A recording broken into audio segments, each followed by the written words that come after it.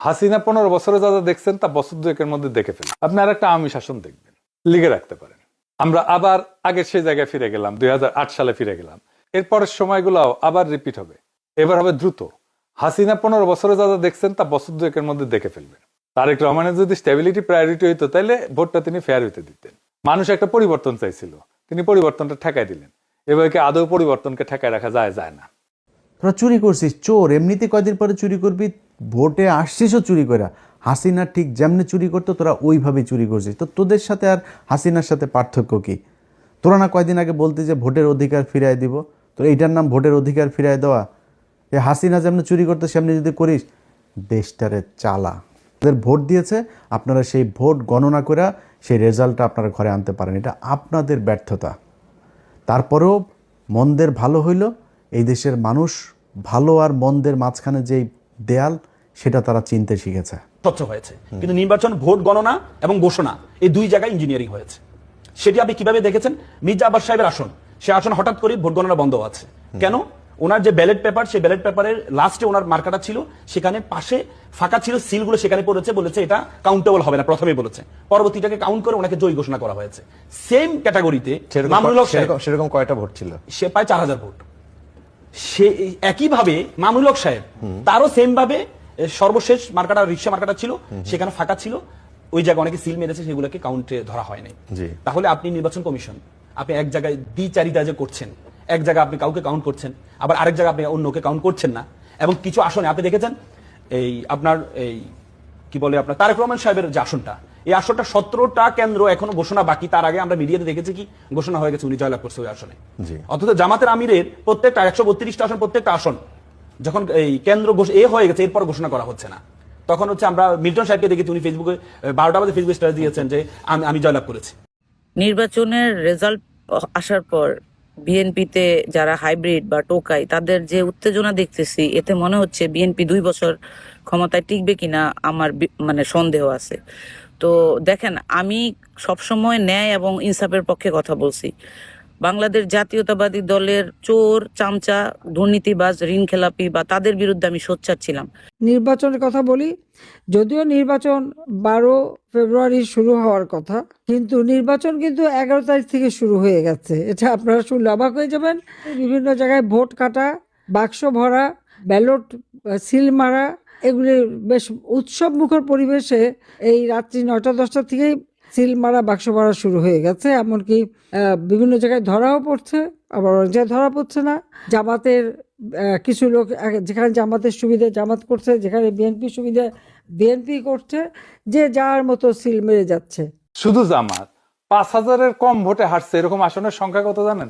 53টা। মূলত এই 53টা আসনে কারচুপি করে হারানো হয়েছে জামাতকে। কেউ কেউ বলে এটা 70টা। জামাত তাইলে প্রকৃতপক্ষে আসনগুলোতে জিতছে, কিন্তু ডিপ স্টেট সংখ্যা কমায় কয়টা দিতেছে? 70টা না কয়টা যেন দিতেছে খয়রাতি। এটা তো বিএনপির শক্তি না, এটা ডিপ স্টেট, আওয়ামী লীগ আর প্রশাসনের শক্তি। তার উপরে ভর করে তারেক রহমান দেশ চালাবে। কেমন চালাবে বুঝেন? এই দেশে ইসলাম কায়েম করতে হলে জুলাইয়ের মতো আর একটা বিপ্লব ঘটাইতে হবে। হলুদ সাংবাদিক আর যে দালাল সাংবাদিক এই দেশ থেকে যেদিন বিতাড়িত হবে, সেই দিনই এই দেশে ইসলাম কায়েম হবে।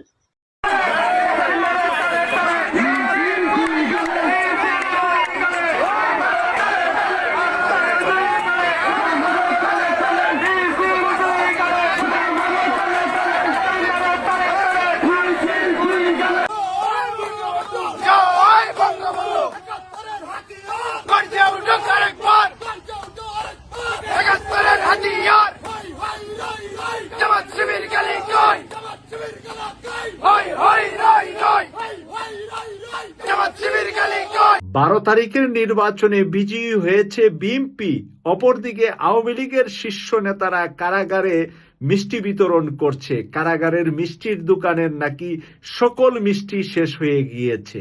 আসসালামু আলাইকুম রহমতুল্লাহ। আগামীর বাংলাদেশের রাষ্ট্রপতি কে হতে চলছেন? বিশেষ 3 জন ব্যক্তির নাম এসেছে।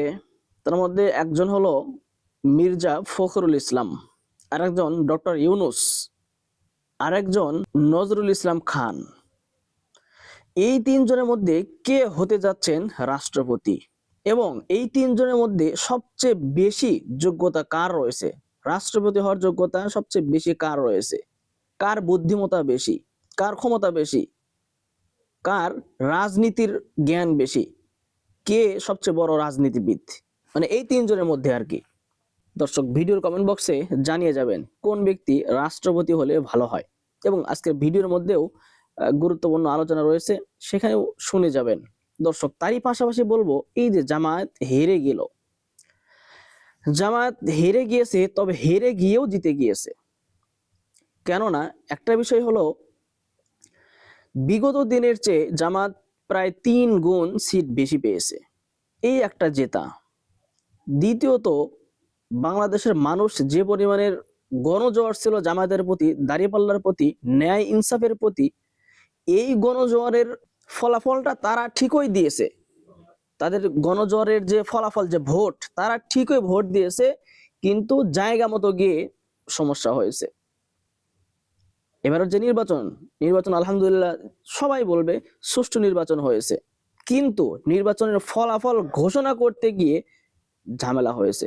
সেখানে কারচুপি, সেখানে জালিয়াতি বা ইঞ্জিনিয়ারিং হয়েছে হলো ভোটের ফলাফল দিতে গিয়ে। তো সেই দিক দিয়ে জামাত হেরে গিয়েও পুরো বাংলাদেশের জাতির কাছে, পুরো বাঙালি জাতির কাছে জিতে গিয়েছে। দর্শক এখন জামায়াত এইভাবে হেরে গেল, বা এত জালিয়াতি, কারচুপি বা ইঞ্জিনিয়ারিং করলো, অনেকগুলো সিট তারা হারায় ফেললো, সেক্ষেত্রে এখন জামাতের করণীয় কি? তারা কি মাঠে নামবে?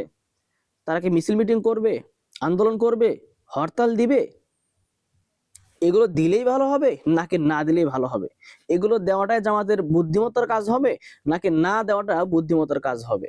বা হরতাল, মিছিল মিটিং, আন্দোলন না করে যেটা হওয়ার তো সেটা হয়ে গিয়েছে, এখন যে দল সরকার গঠন করতে যাচ্ছে তার সাথে হাতে হাত মিলিয়ে আমাদের দেশটাকে সুন্দর করে সাজিয়ে গুছিয়ে সামনের দিকে অগ্রসর হওয়া, এটাই ভালো হবে। আপনার মূল্যবান মতামত আমার কমেন্ট বক্সে জানিয়ে যাবেন। দর্শক আমি আর কথা বাড়াবো না, ভিডিওর মধ্যে এই বিষয়ে সুন্দরভাবে আলোচনা করা আছে, অবশ্যই ভিডিওটি শুরু থেকে শেষ পর্যন্ত দেখে যাবেন। দর্শক ভিডিওগুলো দেখে আসি, তবে তার আগে বলবো, যারা এখনো আমার চ্যানেলটি সাবস্ক্রাইব করেননি, চ্যানেলটি সাবস্ক্রাইব করে পাশে থাকা বেল আইকনটি বাজিয়ে রাখবেন। আর যারা ইতিমধ্যে চ্যানেলটি সাবস্ক্রাইব করেছেন সকলকেই অসংখ্য ধন্যবাদ। দর্শক ভিডিওতে একটি লাইক দিয়ে আমরা ধারাবাহিকভাবে ভিডিওর মূল বিস্তারিত আলোচনাগুলো দেখে আসি। নির্বাচনের রেজাল্ট আসার পর বিএনপিতে যারা হাইব্রিড বা টোকাই, তাদের যে উত্তেজনা দেখতেছি, এতে মনে হচ্ছে বিএনপি 2 বছর ক্ষমতায় টিকবে কিনা আমার মানে সন্দেহ আছে। তো দেখেন, আমি সবসময় ন্যায় এবং ইনসাফের পক্ষে কথা বলছি। বাংলাদেশ জাতীয়তাবাদী দলের চোর, চামচা, দুর্নীতিবাজ, ঋণ খেলাপি বা তাদের বিরুদ্ধে আমি সোচ্চার ছিলাম। আমাকে যে আপনারা বলছেন যে আমি হেরে গেছি, আমি হারলাম কই? ঢাকা 5-এ আমি ডাইরেক্ট আপনার বিরোধিতা করছি যে প্রার্থীকে দেওয়া হয়েছিল। একজন চাঁদাবাজকে দেওয়া হয়েছে এবং তার জনসম্পৃক্ততা নাই, সাথে কিছু গুন্ডা মাস্তান নিয়ে বিএনপির রাজনীতিকে কুলুষিত করছে। তাকে আপনারা নমিনেশন দিয়েছেন এবং তার বিরুদ্ধে আমার অবস্থান। দলের সিদ্ধান্ত আমি মানি নাই, কারণ হচ্ছে দলের সব সিদ্ধান্ত আমি মানবো কেন? আমার তো গণতান্ত্রিক একটা অধিকার আছে। আমি দলকে ভালোবাসি, তার মানে এই না যে আমার উপর আপনি চাপাইয়া দিবেন আর সেটা আমি মানবো। তো যাই হোক, আমার আসনে নবিউল্লাহ ফেল করছে এবং জামাতের 11 দলীয় প্রার্থীর যে কামাল সাহেব, উনি বিজয় লাভ করছে বিপুল ভোটে। তো বাংলাদেশ জাতীয়তাবাদী দলের জন্য একটা কথা বলি, ঢাকা 4 এবং ঢাকা 5 এটা হচ্ছে জনগণের ভোট এবং ধানের শীষের পক্ষের ভোট। এখানে ধানের শীষ যে আপনাদের সাথে নাই, এটা নির্বাচনের ফলাফলেই তো আপনারা দেখলেন ঢাকা 5-এ।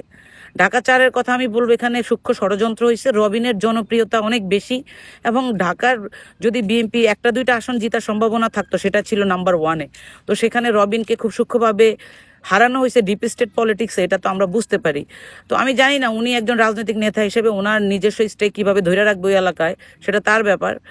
কিন্তু আমি আমার এলাকাতে আমি নিজে পাশ করছি, আমি মনে করি। এর সাথে আমি তুলির বিরুদ্ধে আমার অবস্থান ছিল, মাহাদি আমিনের বিরুদ্ধে অবস্থান ছিল। মাহাদির প্রার্থী তুলি সে ফেল করছে, এরপরে আমিনুল ফেল করছে। তো আমি তো ঢাকা শহরের প্রত্যেকটা পয়েন্টে আমার লোককে বসাইতে পারছি যেন আগামী আন্দোলন সংগ্রামে আমি সফল হইতে পারি। আমি বাংলাদেশ জাতীয়তাবাদী দলের রাজনীতিকে বিশ্বাস করে এই দলকে ছোটবেলা থেকে ভালোবাসি, কিন্তু আধিপত্যবাদের পক্ষের দালালদেরকে নিয়ে বাংলাদেশ জাতীয়তাবাদী দল সামনে আগাবে এটা আমি বিশ্বাস করি না। এবং তারা যদি এই পথ থেকে সরে না আসে, তাদের অবস্থা হাসিনার চেয়েও খারাপ হবে। আজকে এটা অন রেকর্ডে আমি বইলা দিলাম। আর এই যে চামচামির রাজনীতি ভাই আমি করি না। রাজাকার গুপ্তচর বইলা তোরা আমাদের যে মন থেকে উঠে গেছে বিএনপি, এটা তো অলরেডি প্রমাণ পাইছস না? তো আমি মনে করি যে শহীদ রাষ্ট্রপতি জিয়াউর রহমানের আদর্শ যতদিন বাইচা থাকবে, এই দলের আদর্শ আমি বুকে ধারণ করি। তার মানে এই না এই দলের পক্ষ হয়ে আমি দল কানা কোনো সিদ্ধান্ত নিব। আমি গণতন্ত্রের পক্ষে থাকব, এটাই আমার মানে কি বলে এটাকে প্রতিজ্ঞা। আরেকটা জিনিস হচ্ছে, জামাত ইসলামকে নিয়ে অনেকে অনেক কথা বলে। ভোটের মাঠে বা জনসম্পৃক্ততায় বিএনপির চেয়ে জামাত 200 গুণ বেশি আগায় আছে। এটা যারা অঙ্ক বুঝে, যারা বাংলাদেশের রাজনীতি বুঝে, তারা খুব ভালোভাবে টের পাচ্ছে। তো এটাকে আমি সাধুবাদ জানাই। তারা যদি সাম্প্রদায়িক রাজনীতিকে প্রাধান্য না দিয়ে গণতান্ত্রিকভাবে আগায়, জামাত সামনে হয়তো তাদের একটা পসিবিলিটি আছে, তারা সরকার গঠন করতে পারে। এবং এনসিপিতে যারা আজকে হয়তো অনেক আসন পায় না, কিন্তু এই ছেলেগুলা জুলাইয়ের নেতৃত্ব দিছে, আর তাদের কারণে কিন্তু এই 5ই আগস্ট তৈরি হয়েছে, যার ফলে আজকে এই যে ঢ্যাং ঢ্যাং করে মানুষের বাড়িঘরে আগুন লাগাইতে যাচ্ছে সন্ত্রাসীরা, আওয়ামী লীগকে পুনর্বাসন করে, এদের পরিণতি খুব খারাপ হবে। আমি এনসিপির নেতৃবৃন্দর কাছে অনুরোধ করব, নিজের পায়ের নিচের মাটি শক্ত করেন এবং বাংলাদেশের গণতন্ত্রের পক্ষে, আধিপত্যবাদের পক্ষে যে শক্তিটা দাঁড়াইছে এনসিপি, সেটার হচ্ছে মূল সূত্র বা রুট। এই রুটটাকে আপনারা ভালোভাবে দাঁড় করান। আমি মনে করি যে এই দেশে পরিবর্তন হবে। আমাদের মানচিত্রটা আসলে এমনভাবে তৈরি হওয়া, যেখানে এই দাসত্ব, দালালি আমরা মেনে নিয়েছি। তো বাংলাদেশের জনগণ তো 60% হ্যাঁ ভোট দিছে। আমার মতে এই 60% হ্যাঁ ভোটই সংসদে সরকার গঠন করার কথা ছিল। আর যারা 30% না ভোট দিছে, এবং এই না ভোটের প্রার্থীরাই যারা আজকে সরকার গঠনের সাথে আছে, তারা হচ্ছে হাসিনার আধিপত্যবাদ এবং ফেসিস্ট। সো আপনারা সতর্ক থাকেন। আর আমার অবস্থান সবসময় পরিষ্কার, বিএনপি সরকার গঠন করলেও আমি ন্যায্যতার পক্ষে গঠনমূলক সমালোচনা করব, এবং দুর্নীতিবাজ ঋণ খেলাপিদের বিরুদ্ধে আমার অবস্থান আগে যা ছিল এখনো তাই থাকবে। প্রায় 18 বছর পর রাষ্ট্র ক্ষমতার স্বাদ পেয়েছে বিএনপি। এখন বিএনপি ক্ষমতায় যাবার পর গতকালকে থেকে নানান আলোচনা আছে, মন্ত্রিপরিষদ গঠিত হচ্ছে, অনেকের নাম আলোচনায় আছে। তবে একটা সরকারের মধ্যে দুইটি প্রধান পদ থাকে, একটা হচ্ছে প্রধানমন্ত্রী পদ, আর একটা হচ্ছে রাষ্ট্রপতি পদ। তো আওয়ামী লীগ বলেন, বিএনপি বলেন, খুবই সচরাচর দেখা যায় যে নিজ দলের বাহিরে গিয়ে এমন গুরুত্বপূর্ণ পদ অর্থাৎ রাষ্ট্রপতি, এই ধরনের একটা পদের মধ্যে কাউকে বসান। অতীতে আপনার রাষ্ট্রপতি কি বলা হয় যে শাহাবুদ্দিন চৌধুরী, আমাদের যে চুপ্পু সাহেব আছেন তিনি না, এর আগে যিনি ছিলেন বিএনপির সময় সম্ভবত ওনাকে করা হয়েছিল। তো এইবারও কি আসলে এরকম কোনো ব্যতিক্রম কিছু দেখতে পাচ্ছি আমরা? কেন এতগুলো কথা বললাম? রাষ্ট্রপতি পদ নিয়ে 4 জন ব্যক্তির নাম আলোচনায়। এর মধ্যে 3 জন হচ্ছেন দলটির প্রবীণ নেতা, আর একজন হচ্ছে অরাজনৈতিক একজন। বুঝতেই পারছেন, ক্যাপশন দেখে বা টাইটেল দেখে বুঝেই গেছেন যে এই একজন হচ্ছে অন্তর্বর্তীকালীন সরকারের যিনি প্রধান উপদেষ্টা ছিলেন, ডক্টর মোহাম্মদ ইউনূস। এখন এটাও একটা পলিটিক্স। তবে শুধুমাত্র কি ইউনূসের নাম এসেছে? না, দলটির স্থায়ী কমিটির সদস্য নজরুল ইসলাম খান এবং অন্তর্বর্তী সরকারের প্রধান উপদেষ্টা প্রফেসর ডক্টর মোহাম্মদ ইউনূস রাষ্ট্রপতির পদে আপনার সবচেয়ে বেশি আলোচনায় রয়েছেন। অর্থাৎ বিএনপির যিনি স্থায়ী কমিটির সদস্য নজরুল ইসলাম খান, উনিও রাষ্ট্রপতি পদে আলোচিত হচ্ছেন, পাশাপাশি ডক্টর ইউনূসও একই পদে আলোচনায় আছেন সর্বোচ্চ লেভেলে।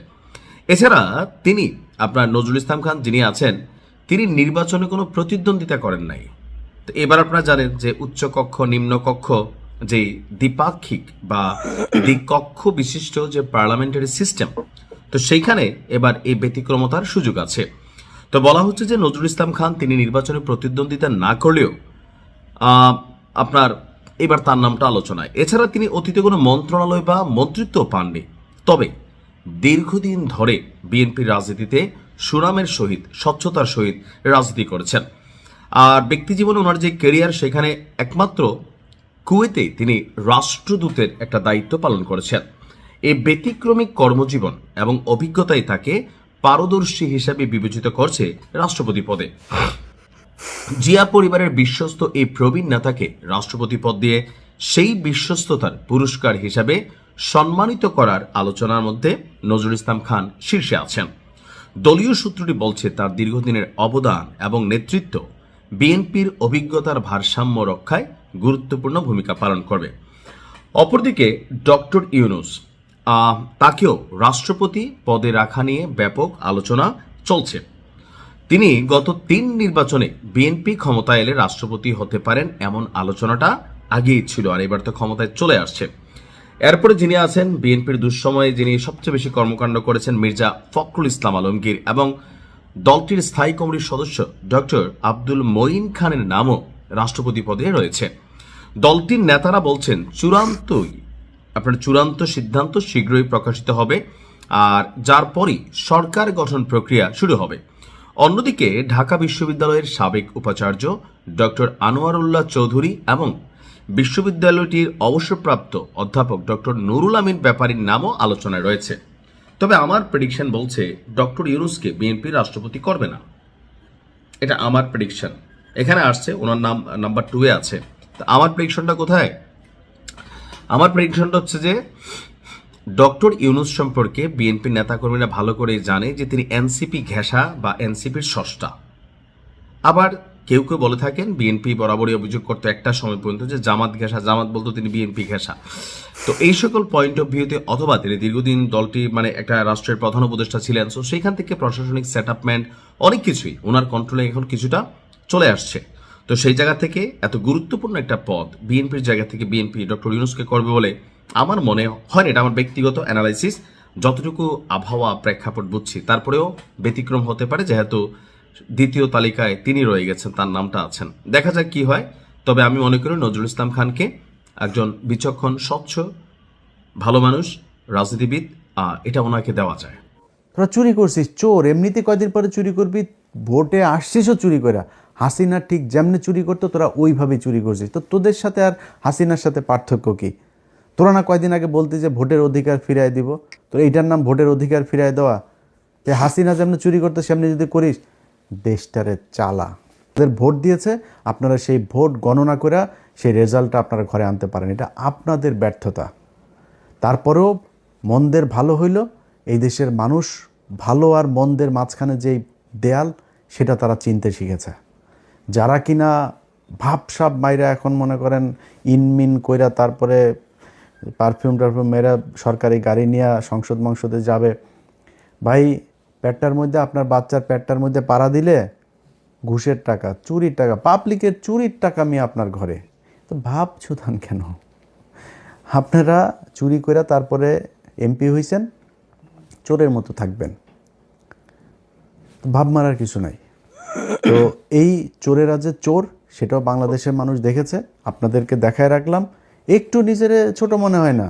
যারা মনে করে বোধহয়, আমি আমার ইয়েতেও দেখলাম, আমার এই কি বলে ফেসবুকের লাস্ট যে পোস্ট ছিল সেখানে আমি দেখলাম অনেকে কমেন্ট করেছে, কিরে তুই কই হারাই গেলি কেন? এ বেটা আমি কি চুরি করছি? আমি চোর? আমার পেটে ঘুষের টাকা, আমার পাশে পেটের মধ্যে চুরির টাকা, তোর বাচ্চাদের পেটের মধ্যে এখন সরকারি গমের টাকা যাবে, সরকারি চালের টাকা যাবে, ভিজিএফ কার্ডের টাকা যাবে, ফ্যামিলি কার্ডের টাকা যাবে তোর সন্তানদের পেটের মধ্যে, তোরা খাবি এগুলি। আমি কেন লজ্জা পাবো রে? আমার লজ্জা পাওয়ার কি আছে? আমার মানুষ ভোট দিয়েছে, তোরা চুরি করেছিস, ভিডিও আছে সব জায়গার। মনে করেন যে আপনারা এখন ওনারা বলতে পারে যে ভাই সব জায়গাতে হয় নাই, সব জায়গাতে হয় না, এটা আপনারা বললো আগে। প্রতিটা আসনে হয়েছে, ইচ অ্যান্ড এভরি কনস্টিটিউয়েন্সি, কিন্তু যেটা হয়েছে কোনো জায়গায় কম হয়েছে, বেশি হয়েছে। এখন আপনি মনে করেন যেই জায়গাগুলোতে আপনারা করলেন, দেখলেন, আপনার দল থেকে বলা হয়েছে যে এই জায়গায় আমরা চুরি করে জিতছি, ভাই এই জায়গায় চুরিটা একটু বেশি হয়ে গেছে, আরবার নির্বাচন করব, বলছেন নাকি এখন পর্যন্ত? এই যে 2-3 মাস ধরে আপনার হুমকি দেওয়া হচ্ছে, ভোট কেন্দ্রে যাইতে দিবে না, ভোট কেন্দ্রে গেলে হাত পা গুঁড়া করে দিবে, তাদের বলা হয়েছে নাকি এই তোমার দিব না, নির্বাচন করতে দিব না? এই চুয়াডাঙ্গার কালকের দিনের ঘটনা, ভোট চলাকালীন সময়, আমার পেজে যায়েন ভাই, সব আছে এখানে। চুয়াডাঙ্গার প্রার্থীর ভাই শরীফুজ্জামান শরীফের ভাই টরিক, সে এক ভোটারে বলছে, কয় তোরা ভোট টোট দিতে যাবি না, ভোট দিতে যাইতে দেবে না, কয় তোরা দাঁড়িপাল্লায় ভোট দিবি জানি, তোরা ভোট দিয়ে যাবে না। আর শোন, ভোট দিতে যেও লাভ নেই, কারণ হচ্ছে গিয়ে ওই যে দাঁড়িপাল্লায় ভোট দিলেও ওইটা ধানের শেষে কিন্তু পাস করবে। দেখেন আমার পেজের মধ্যে যায় দেখেন, গেলে এখানে পাবেন, সব কিছু আছে ওই জায়গায়। এটা হয়েছে, এইভাবেই নির্বাচনটা হয়েছে। তা আমরা লজ্জা পাবো কেন রে? তোরা চুরি করছিস, চোর এমনিতে কয়দিন পরে চুরি করবি, ভোটে আসছিসও চুরি করে। হাসিনা ঠিক যেমনি চুরি করতো তোরা ওইভাবেই চুরি করছিস। তো তোদের সাথে আর হাসিনার সাথে পার্থক্য কী? তোরা না কয়দিন আগে বলতে যে ভোটের অধিকার ফিরায় দিব, তো এইটার নাম ভোটের অধিকার ফিরায় দেওয়া? এই হাসিনা যেমনি চুরি করতো সেমনি যদি করিস, দেশটারে চালা। আমরা চাই, আল্লাহর কাছে দোয়া করি, একমাত্র যারে কিছু বলি নাই এখনো পর্যন্ত সেটা হলো তারেক রহমান। তারেক রহমানের প্রতি আমাদের 2 দিন আগের ভিডিওতে বলেছি যে ওনার প্রতি একটা প্রত্যাশা এই দেশের মানুষের এখনও আছে। উনি দেশ কেমন চালাবেন আমরা জানি না, আশা করি উনি ভালো কিছু করবেন, অন্তত ভারতের ওই ফাঁদ থেকে তিনি বের হয়ে আসবেন। দুর্নীতি তারেক রহমান আপনি নিজে চাইলেও ঠেকাইতে পারবেন, ওইটা আপনার সম্ভব না, কারণ আপনার দলের মোটামুটি সবই চোর, আপনি ওইটা ঠেকাইতে পারবেন, ওইটার সমস্যা নেই, ওইটা আমরা মাইন্ড করি না। আপনি করবেন, ভারতের বিষয়টা একটু মাথায় রাখেন, এইটা আপনার কাছে অনুরোধ থাকলো, তাইলে আপনার বিরুদ্ধে কখনোই কিছু বলবো না। তো ওনাদের এই জায়গাগুলোর বিষয় নিয়ে আমাদের অনেক ছিল, চুরি টুরির এই বিষয় টিস্যুগুলো নিয়ে, যেগুলোর কারণেই আমরা আজকে সারাদিনই আপনার নির্বাচনের সারাদিনই আপনাদেরকে সেই জিনিসগুলো দেখিয়েছি। দেখানোর পরে সেটার কোনো প্রতিকার হয়নি, বরং নিয়ে আসা হয়েছে। তো চোরেদের জন্য শুভকামনা থাকলো। আপনারা 12 তারিখের পরে 13 তারিখ থেকে আজকে সেই 13 তারিখ শুরু হয়েছে, আশা করি আজকে থেকে নিয়মিত আপনারা চাঁদাবাজি করবেন। আপনার পেটের, আপনার সন্তানের পেটে, বউয়ের পেটে, ঘরের সবটার পেটের মধ্যে এই চাঁদাবাজির টাকা থাকুক, এটা আপনাদের দোয়া করি। এটা আপনারা জাতীয় খাবার হিসাবে, আহার হিসাবে নিয়ে নিয়েছেন, খান, ভালো থাকেন। কিন্তু আমরা আমাদের জায়গা থেকে আমরা যেইখানে ছিলাম সেইখানেই আসি। জামাত ইসলাম যদি পচে গলে গন্ধ হয়ে যায়, তাও এইটুকু জানি যে জামাত ইসলামের কোনো লোকের দিয়া, মানে হইতে পারে একটা জামাত ইসলামের লোক ওই একজনের আপনার পরকিয়া করতে গিয়ে ধরা পড়ে নাই, জামাত ইসলামের লোক খারাপ করতে মানে শয়তানে তারা ধরবে না, এটা করে। কিন্তু একজনের পরকিয়া করতে যায় ওই নেতা জামাত ইসলামের জীবনে আসা কোনো দিন আর কোনো পথ পাবে না।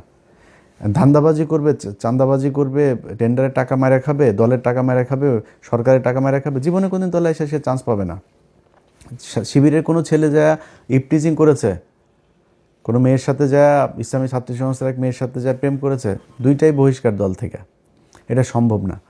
কিন্তু আপনার অন্য দলের ক্ষেত্রে সেটা একদম খুব নর্মালি এই জিনিসগুলো নিয়ে যাওয়া হয়, যেই কারণে তাদের প্রতি একটা ভালোবাসা থাকবে সবসময়। বিশ্বাস করি জামাত ইসলামকে যদি আল্লাহ সুযোগ দেয়, জামাত ইসলাম এই দেশে ক্ষমতায় আসবে, এবং যেদিন ক্ষমতায় আসবে সেদিন এই দেশের চেহারা পাল্টে যাবে।